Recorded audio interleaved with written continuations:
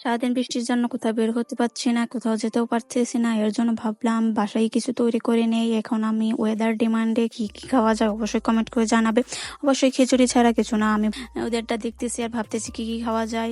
আজকে অনেক কিছুই রান্না করলাম। আশা করছি পুরো ভিডিওটার সাথেই থাকবে। আসসালামু আলাইকুম এভরিওয়ান, সবাই কেমন আছো? নিশ্চয়ই ভালো। আলহামদুলিল্লাহ আমি অনেক ভালো আছি। বাইরে প্রচুর বৃষ্টি হচ্ছে আর আমি বসে বসে বসে ভাবতেছি কি খাওয়া যায়, কি রান্না করা যায়। ভাবতেছিলাম অনেক কিছুই খেতে মন চায় এই ওয়েদারে। তোমাদের কি খেতে মন চায় অবশ্যই কমেন্ট করে জানাবে। অনেকক্ষণ ভাবার পরে আমার ফ্রেঞ্চ ফ্রাই খাওয়ার ইচ্ছে হলো, এর জন্য আমি 2-3টি আলু নিয়ে নিলাম। এখন আমি এগুলো সিলে কেটে নিয়ে নেব। এই তো দেখতেই পারতেছো কত সুন্দর করে কেটে নিয়েছি। এই আলুগুলো এখন আমি পারফেক্ট হওয়ার জন্য 1 ঘন্টা ভিজিয়ে রাখবো। আরো বেশি ভিজিয়ে রাখা যায়, কিন্তু আমি রাখিনি, সময় শর্ট। এর জন্য এই তো চলে আসলাম বৃষ্টির ওয়েদারে, কত কিছুই খেতে মন। এই তো আলুগুলো সিদ্ধ দিয়ে দিলাম, তার পাশাপাশি আমি চলে আসলাম খিচুড়ি রান্না করতে। এখানে সবকিছুই দিয়ে দিলাম, মশলা জাতীয় জিনিস। এখানে আমি তেল দিয়ে দিলাম, মরিচ দিয়ে দিলাম, পেঁয়াজ দিয়ে দিলাম, আদা বাটা এবং মশলা বাটা দিয়ে দিলাম। দিয়ে দিচ্ছি মরিচের গুঁড়ো, হলুদের গুঁড়ো।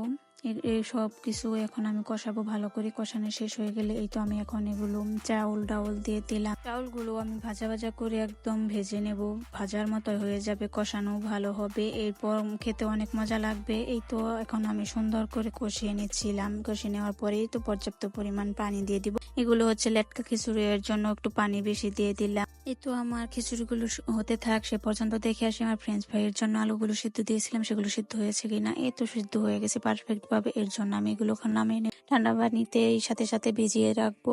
আলুর জন্য খুবই ভালো হবে। পারফেক্ট ভাবে হতে চাইলে অবশ্যই আমার টিপস গুলো ফলো করতে ভুলবেন। এই তো আমি এখানে দিয়ে দিচ্ছি মরিচের গুঁড়ো, এরপর আমি দিয়ে দিব আটা, এরপর আমি দিয়ে দিব লবণ।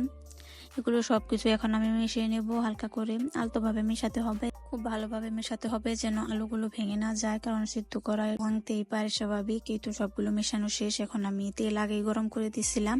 এই তো সেগুলোতে এখন আমি ছেড়ে দিচ্ছি একটা একটা করে, একটার গায়ে যেন একটা না লেগে যায়, এর জন্য একটা একটা করে দিচ্ছি।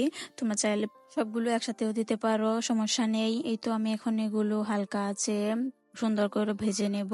সুন্দর কালারটা দেখতে পারতেছো, মাশাআল্লাহ অনেক সুন্দর। আমি ঝাল একটু বেশি খাবো, এর জন্য মরিচের গুঁড়ো একটু বেশি দিয়েছি। তোমরা চাইলে কমও দিতে পারো, আবার ইচ্ছে করলে আরো বেশিও দিতে পারো, সমস্যা নেই, তোমাদের ব্যাপার সেটা। এই তো আমি এগুলো নামিয়ে নিলাম, আবারও দিয়ে দিচ্ছি সুন্দর করে, একটা একটা করে দিয়ে দিচ্ছি। দেখতেই পারতেছো কত সুন্দর হচ্ছে আমার গুলো। আমি এগুলো খুবই ভালোবাসি খেতে।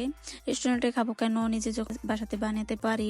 এই তো এখন আমি সুন্দর করে ভেজে নিয়েছি সবগুলো। এই ওয়েদারে কত কিছু খেতে মন চায়, কি আর বলবো তোমাদের।